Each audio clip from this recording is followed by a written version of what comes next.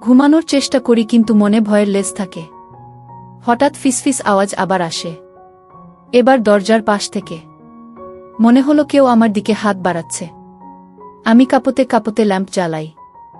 হঠাৎ দেখি দরজার ছায়া কেবল বাতাসের কারণে নড়ে চড়ে করছে। আমি ধীরে ধীরে স্বস্তি পেলাম, কিন্তু বুকের ভেতরে ভয়ের অনুভূতি কাটছে না। রাতটা আরও দীর্ঘ মনে হলো। হ্যালো বন্ধুরা, কেমন আছেন সবাই? আশা করি অনেক ভালো আছেন। আমিও ভালো আছি। চলুন কথা না বাড়িয়ে মূল গল্প আসা যাক।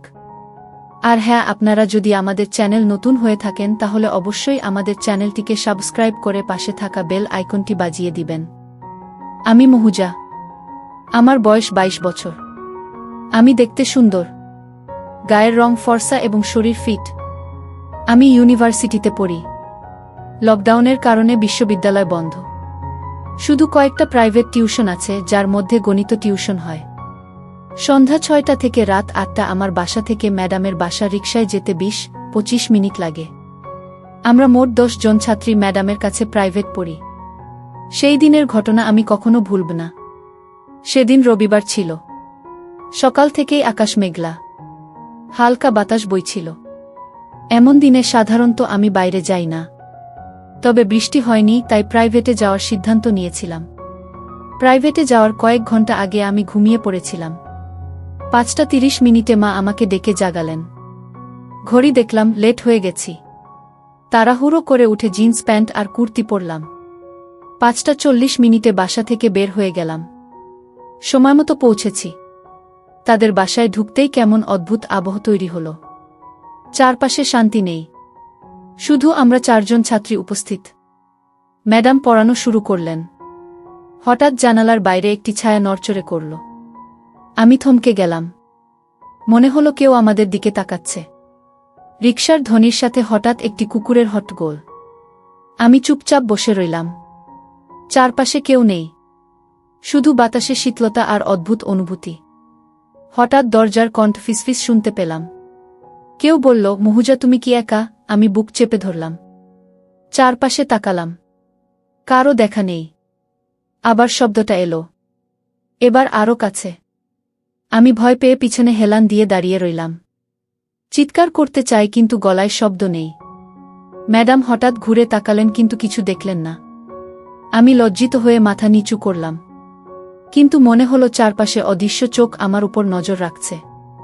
ঘড়ির কাঁটা 7টা ছুঁইছে। বাইরে আরও অন্ধকার নেমে এসেছে। হঠাৎ জানালার ফাঁক দিয়ে হাওয়া বইতে শুরু করল। সঙ্গে একটি ঝাপসা ছায়া আবার নড়চড়ে করল। আমি নিজের হাত শক্ত করে ধরলাম। মনে হলো কেউ দরজা বা জানালার বাইরে অপেক্ষা করছে। ম্যাডাম সামান্য হাসলেন, বললেন, শান্ত হও, ছাত্রীদের দিকে নজর দাও। কিন্তু আমি জানি কোনো অদ্ভুত কিছু হচ্ছে। রাত 7:20 হঠাৎ দরজার কণ্ঠ ফিসফিস আবার শুনি। এবার আরও স্পষ্ট। মনে হলো কেউ দরজার কাছে দাঁড়িয়ে আমার দিকে তাকাচ্ছে। আমি চুপচাপ বসে রইলাম, মনে ভয়ের হাহাকার। একটি ঝাপসা ছায়া হঠাৎ দ্রুত জানালা দিয়ে সরে গেল। আমি শান্ত হলাম, কিন্তু মনে হলো এটা কেবল শুরু। রাত 8টা নাগাদ টিউশন শেষ হলো। আমি বের হয়ে রিকশার দিকে হাঁটছি। মনে হচ্ছে কেউ আমাকে ঘুরে ঘুরে দেখছে। রাস্তায় ল্যাম্পপোস্টের আলোতে ছায়াগুলোর অদ্ভুত নাচ দেখতে পাচ্ছি। রিকশা যখন মোড় ঘুরল তখন মনে হলো কেউ পেছন থেকে আমার দিকে ধীরে ধীরে এগুচ্ছে। আমি ভয়ে হঠাৎ পেছনে তাকাই। কেউ নেই, শুধু বাতাসে এক অদ্ভুত শীতলতা অনুভব হয়। রিকশা থামার সঙ্গে সঙ্গে মনে হলো আমার পকেটে হঠাৎ ফোন বাজছে। কিন্তু ফোন হাতে নেওয়ার আগে কেমন অদ্ভুত কাঁপুনি লাগছে। আমি হাত কাঁপিয়ে ফোন ধরলাম। পরিচিত নম্বর, কিন্তু কেউ কথা বলল না, শুধু নিঃশব্দ। আমি কেঁপে উঠলাম। তখন হঠাৎ রাস্তায় ছায়া এগোতে শুরু করল।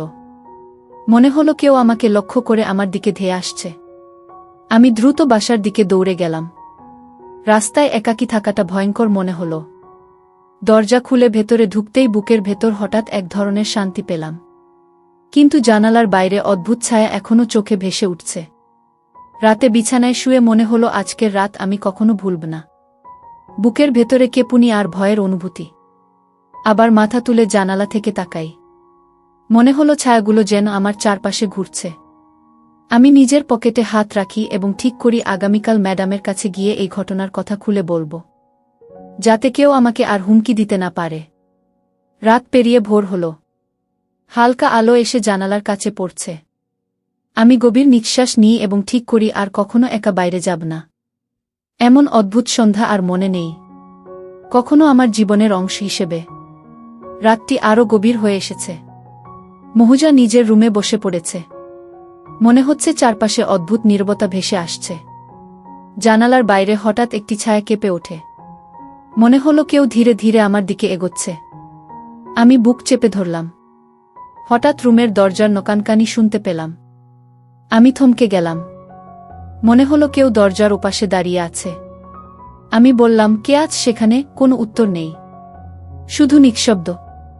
বৃষ্টি হতে পারে এমন ভাবতে চেষ্টা করলাম, কিন্তু জানালার দিকে তাকাতেই দেখলাম একটি অন্ধকার ছায়া আমার দিকে ধীরে ধীরে এগোচ্ছে।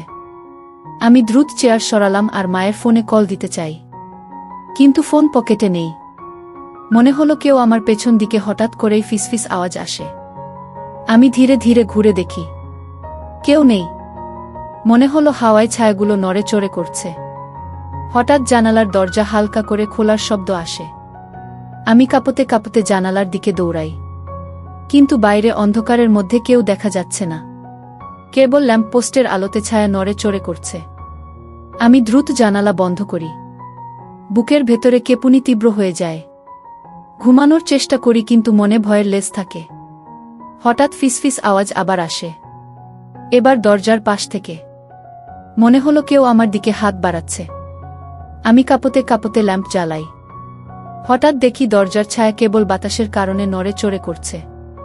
আমি ধীরে ধীরে স্বস্তি পেলাম, কিন্তু বুকের ভেতরে ভয়ের অনুভূতি কাটছে না। রাতটা আরও দীর্ঘ মনে হলো। কাকে যেন বাইরে অপেক্ষা করছে, কিন্তু ঠিক কোনটি বুঝতে পারছি না। হঠাৎ ফোন বাজতে থাকে। আমি কাঁপা হাতে ফোন ধরি।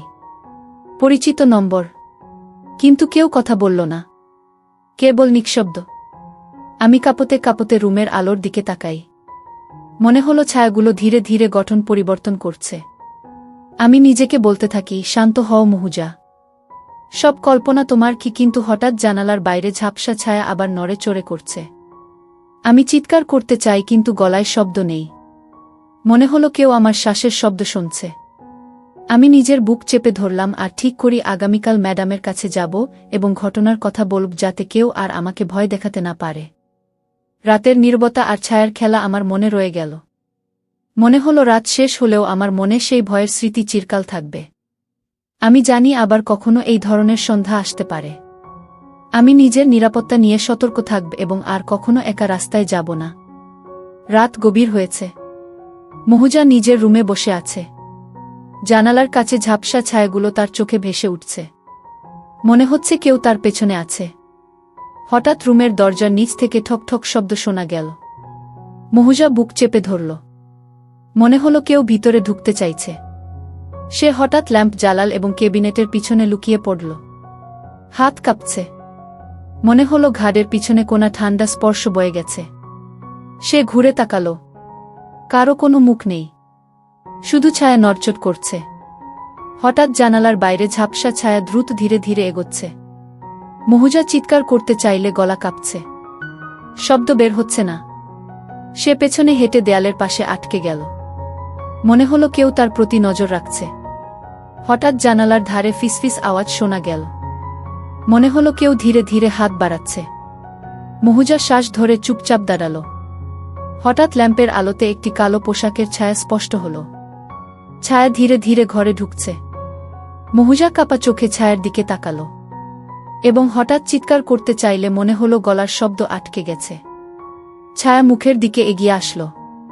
তখন মহুজা চোখ বন্ধ করে মনে বলল, ও আল্লাহ, রক্ষা করেছ কি। তারপর হঠাৎ ছায়া ধীরে ধীরে পিছনে হেঁটে জানালার দিকে চলে গেল। মহুজা বুক ধরফট করানো নিয়ন্ত্রণ করতে পারছে না। মনে হলো তার হৃদয় থেমে গেছে, কিন্তু একই সময়ে অদ্ভুতভাবে শান্তি অনুভব করছে। সে জানল যে এই ছায়া আসলে তার সাহায্য করার জন্য এসেছে, তাকে কোনো ক্ষতি করার জন্য নয়। রাতের সেই আতঙ্ক কেবল তার কল্পনায় শক্তিশালী হয়ে উঠেছিল। ঘরে নিঃশব্দ অবস্থা নেমে এসেছে। মহুজা জানালার দিকে তাকিয়ে ভাবল এই রাতের ঘটনা তাকে আরও সতর্ক করেছে এবং আর কখনো একা বাইরে যাওয়া উচিত নয়। হঠাৎ রুমের আলো নিভে গেল। মনে হলো কেউ ল্যাম্প সুইচ নিয়ে খেলছে। মহুজা চুপচাপ গা কাঁপতে কাঁপতে কেবিনেটের পাশে লুকিয়ে রইল। হঠাৎ জানালার বাইরে হাওয়ায় একটি ছায়া দ্রুত সরে গেল। মহুজা বুক ধড়ফড় করে শ্বাস ফেলে বুঝল যে এখন তিনি নিরাপদ। তবে রাতের এই রোমাঞ্চ এবং ভয়ের স্মৃতি তার মনে চিরকাল রয়ে যাবে। সে ঠিক করল সবসময় সতর্ক থাকবে এবং আর কখনো একা রাস্তায় বা অন্ধকারে বের হবে না। ভোরের আলো এসে জানালার কাছে পড়তে লাগল। মহুজা ধীরে ধীরে ল্যাম্প অফ করল এবং জানল যে আজকের রাতটি শেষ। তবে তার জীবন শিক্ষা নিয়েছে যে সাহসী হওয়া এবং সতর্ক থাকা সবচেয়ে বড় অস্ত্র।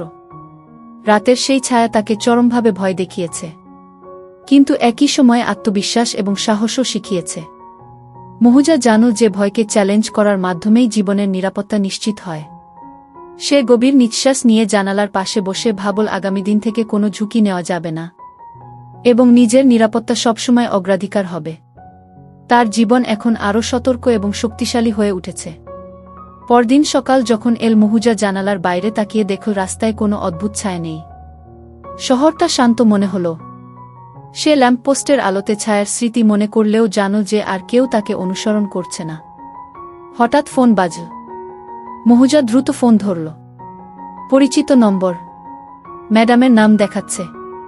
সে কেঁপে উঠল এবং বলল, হ্যালো ম্যাডাম। ম্যাডাম শান্ত গলায় বললেন, মহুজা তুমি ঠিক আছো? তুমি কি কালকের ঘটনা পুরো খুলে বলেছ? মহুজা হালকা করে নিঃশ্বাস ফেল। বলল, হ্যাঁ ম্যাডাম, সব খুলে বলেছি। ম্যাডাম বললেন, তুমি সাহসী হয়েছ এবং আর কোনো ঝুঁকি নেবার দরকার নেই। আমি তোমাকে নিরাপদ রাখব। মহুজা বলল, ধন্যবাদ ম্যাডাম। সেই সময় বাসার দরজা ধাক্কা খেয়ে খুলল। আরিফ প্রবেশ করল। মুখে অদ্ভুত রাগ আর ভয় মিশ্রিত অনুভূতি দেখা যাচ্ছিল। সে মহুয়ার দিকে তাকিয়ে বলল, তুমি ঠিক আছো? মহুজা বলল, হ্যাঁ আমি ঠিক আছি। আমি শুধু কালকের ঘটনা ভয় পেয়েছিলাম। আরিফ কাঁধে হাত রেখে বলল, আমি সব দেখেছি এবং আমি কখনো তোমার নিরাপত্তা হারাতে চাইনি। মহুজা চোখে জল নিয়ে বলল, ধন্যবাদ ভাইয়া। এবার আমি নিরাপদ বোধ করছি। আরিফ হাসল। বলল, আর তুমি কখনো একা বাইরে যাবে না? সবসময় সতর্ক থাকবে? মহুজা মাথা নেড়ে বলল, হ্যাঁ আমি সব সময় সতর্ক থাকব। হঠাৎ বাইরে থেকে ধ্বনি শোনা গেল। কেউ হেসে বলল, মহুজা তুমি ঠিক আছো? আমি খুঁজছি না, কেবল পরীক্ষা করতে চেয়েছিলাম। মহুজা চমকে উঠল। দেখা গেল পাশের বাড়ির বন্ধু মেহেদি এসেছে। হাসতে হাসতে বলল, আমি জানতাম কালকের রাতের ঘটনা তোমাকে ভয় দেখিয়েছে, তাই নিশ্চয়তা দিতে এলাম। মহুজা চিৎকার করতে চাইল, কিন্তু এখন সে হাসতে লাগল আর অনুভব করল যে রাতের সব ভয় শুধুই ভুল বোঝাবুঝি ছিল। সারা বাড়ি ধীরে ধীরে শান্তি ফিরে পেল। মহুজা জানালার বাইরে তাকিয়ে ভাবল আজকের রাতের ভয় এবং রোমাঞ্চ তাকে আরও শক্তিশালী করেছে। সে বুঝল সাহস এবং সতর্কতা সবচেয়ে বড় অস্ত্র। তার জীবন নতুন করে শুরু হল। এখন সে জানে যে কোনো পরিস্থিতিতে ধৈর্য এবং সচেতনতা রাখা মানেই নিরাপত্তা রক্ষা করা। আর প্রতিটি ছায়া কিংবা অদ্ভুত শব্দ তার কাছে আর ভয় দেখাবে না। সে ধীরে ধীরে চেয়ারে বসে নিঃশ্বাস নিয়েছিল। ভোরের সূর্যের আলো তার মুখে পড়ল এবং বুঝল যে রাতের অন্ধকার কাটিয়েছে এবং নতুন দিনের আলো নিয়ে জীবনের রোমাঞ্চ আর সাহস উভয়ই তার সঙ্গে রয়েছে। মহুজা জানল যে এবার থেকে সে একা কখনো আর ভয় পাবে না এবং প্রতিটি রাত এবং প্রতিটি ছায়ার সঙ্গে তার সাহসী লড়াই শেষ হয়েছে।